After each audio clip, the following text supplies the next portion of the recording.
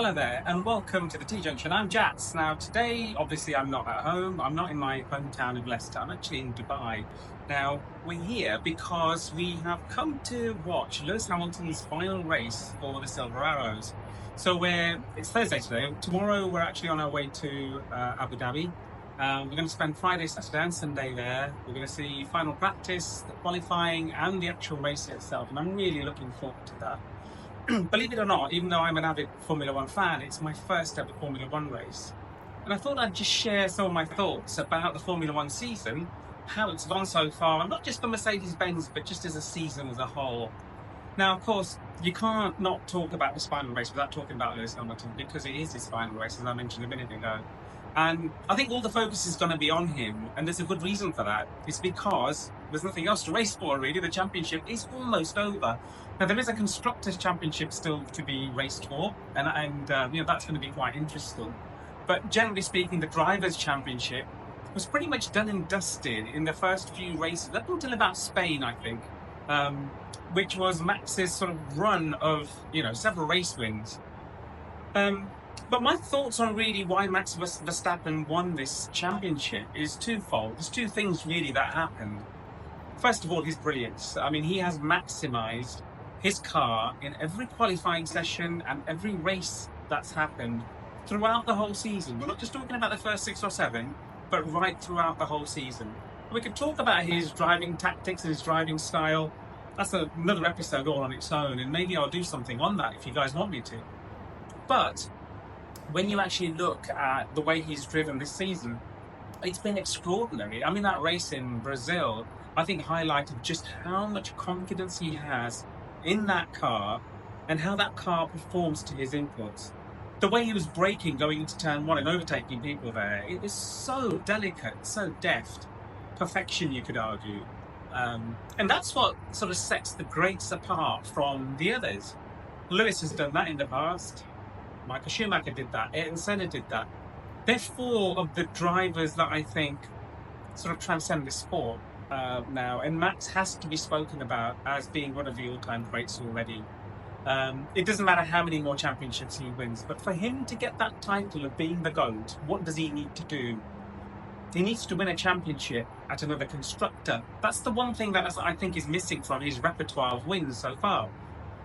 I think if he does that, he truly does become one of the, if not the greatest. It doesn't need to match Lewis's records in the same way that Jim Clark didn't need to match Lewis's records. I've always regarded Jim Clark as being probably the GOAT. And the reasons for that are, not only did he win on 2 wheels, but he won on 4 wheels, won championships. No driver has really ever done that in that sort of way. So Jim Clark, for me, will always be up there right at the very top, followed by, I think, or jointly, I think, with Schumacher and Hamilton.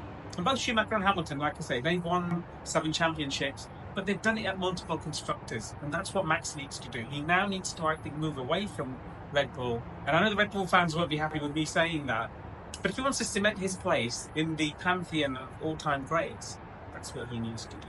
So let's just take just go back to this season then, and just talk about what's happened this season. So Max did the damage, I think, in the early part of the season, and he maintained that lead. Now, there were 6 other drivers that won multiple races this season, but why did none of them sort of force it down to the wire? Lando came close, but I think McLaren, the biggest issue with McLaren, I think, was their inconsistency. They had a wonderful opportunity to take this title really quite far, but they sort of failed to do that. And not only because of the inconsistency of their drivers, including Lando and Oscar, but also because the other drivers were also, at times, the other 5 drivers were taking race wins away from McLaren. And I think all of that sort of conspired against them a little bit.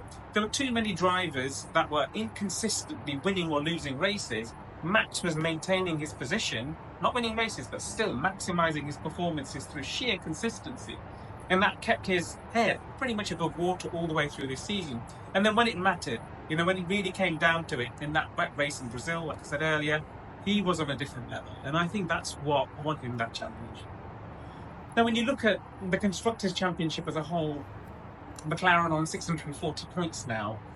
Ferrari on 619. It's only going to take a little bit more inconsistency on McLaren's side, maybe a bit of consistency on Ferrari's side, and you could see in this final race the Constructors' Championship switch from McLaren to Ferrari. Now, as a Lewis Hamilton fan, and I always have been, I would say I'd love to see Ferrari going in there with the Constructors' title into next year. I think that would give Lewis a huge amount of confidence and maybe getting back to where he was.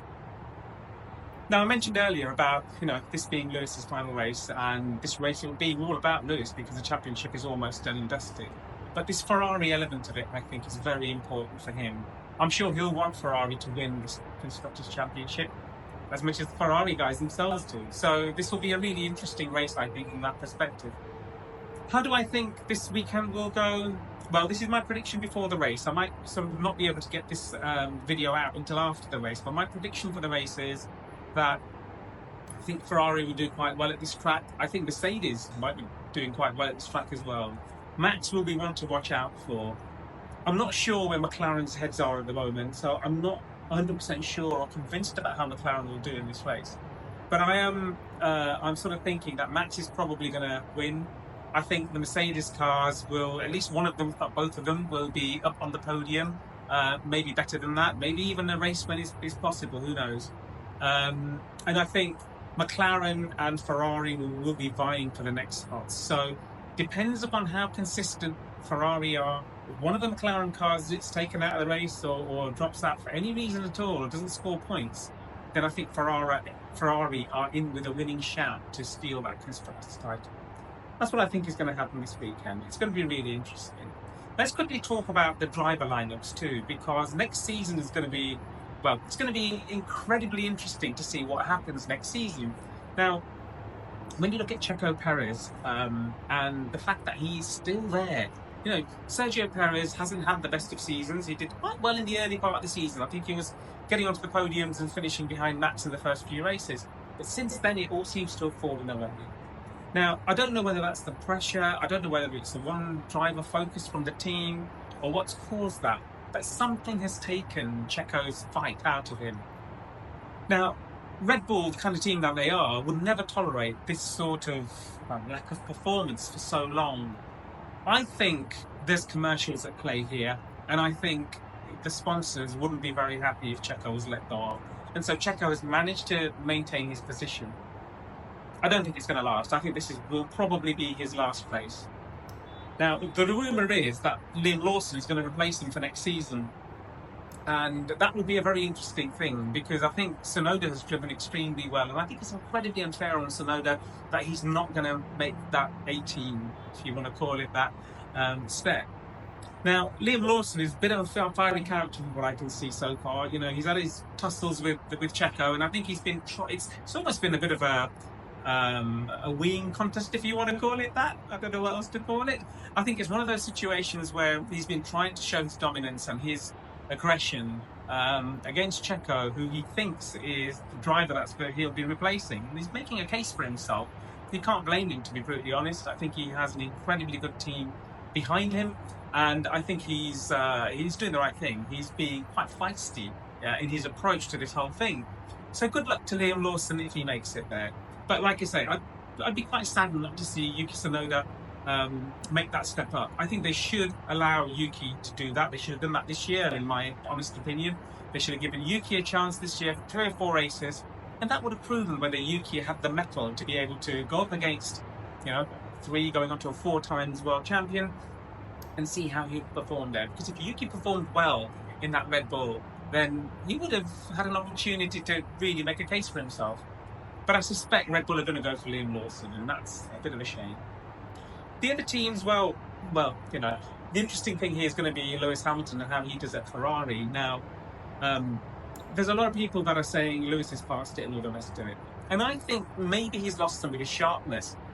When you look at Lewis's reaction times, which were posted earlier this season, they were up there, right at the very top. I know that was one race and it could have been a flash in the pan. But I wouldn't discount Lewis Hamilton. I think even if he's not fast enough to get pole positions, he's more than quick enough to get race wins, and Ferrari will be looking for him as a team leader, not because he's the fastest over a single lap, but because he understands how the game's played. He knows what it takes to win races and to win championships, and that's why Ferrari are employing him. So I know there are a lot of people out there who are saying, Ferrari are making a mistake. I don't think they are. They know exactly what they're doing. They know that Lewis's candle has begun to diminish slightly, but not in a way that's actually going to impact them negatively. I think for 2025, I think it's fantastic that he's going there. I think he will be really good for Ferrari, and I think Ferrari are going to be good for him too. And if we see him winning races next season, it'll be incredible. It'll be an incredible story and another feather in his cap as being a driver who's gone through multiple iterations of the regulations, multiple constructors, and able to win races. I think, anybody who thinks he isn't the greatest of all time are taking things out of context slightly. You can't judge a driver based on one race. I know people do it. Even some of the commentators and pundits do it. We really shouldn't do that.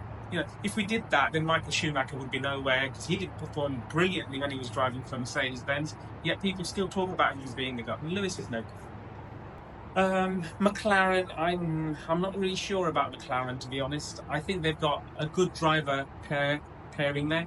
I think Oscar Piastri needs to become a little bit more consistent, and I think if he shows consistency and speed, he will give Lando a run for his money. I think Lando's whole demeanour and attitude this season has been very negative at times, which hasn't really helped him. He stands there saying some very negative things about himself. I know Lewis does it as well, but Lando does it quite a lot, has done quite a lot this season. And I think some of that sticks on you. When you keep doing that, you start putting in the self-doubt, that glass half full feeling, glass half empty feeling. I think it can start to have a bit of an impact on a driver if he keeps doing that to himself. I think I would much rather see Lando sort of drop his shoulders a little bit, not look so tense when things haven't gone right, and just say, look, this is the way it is. All I can do is give it my best shot. We're here to fight another day. Just like Lewis does. I'll stand up tomorrow, I'll rise, and I will stand up, and I will go and give it another good shot. So that, I think, is what's going to happen in those top sort of three teams. I think Ferrari, as I said earlier, I think Charles is going to be incredibly fast next year. I think Lewis will be there alongside him. It's going to be a very interesting sort of take on this. I think the other teams, you look at Aston and some of the other teams, I don't think the actual Constructors' Championship will change too much. I think it's going to stay consistently like it was this year. I think everybody's going to get faster, but I do think, it's going to be Ferrari, Red Bull, possibly Mercedes that are going to be up there. Now, Antonelli is the other one, of course, isn't he? He's coming into Mercedes-Benz. He's going to be George Russell's teammate. And that's going to be another very interesting sort of take on what happens with this season, because Antonelli is coming in quite new. There were flashes of brilliance in terms of speed in some of the tests, or so we heard, or so we were told. But nobody really knows for sure whether he's going to have the mettle to be able to cut it in a top team against George Russell, who is going to be the team leader next season. And, if he has a few accidents and a few crashes, it's going to dent his confidence. So he needs to just take his time. It doesn't matter how or where he finishes in the first couple of races. It's where he finishes in the season, I think, which is more important to Antonelli as his first season. So that's going to be a very, very interesting pairing.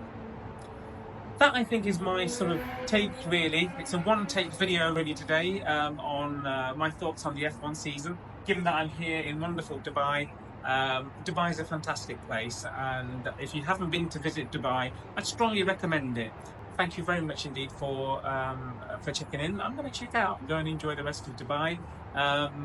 Watch out for my next video, which is going to be about Jaguar. I haven't been able to do my jingles on this one. It's all done with CapCut on the fly.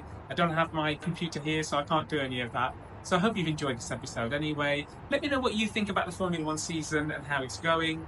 And what you think is going to happen next season. It's going to be a very, very interesting season to look forward to. I'm looking forward to this weekend, and I can't wait to get to Yes Island. Anyway, thank you for watching, and I'll catch you on the next one.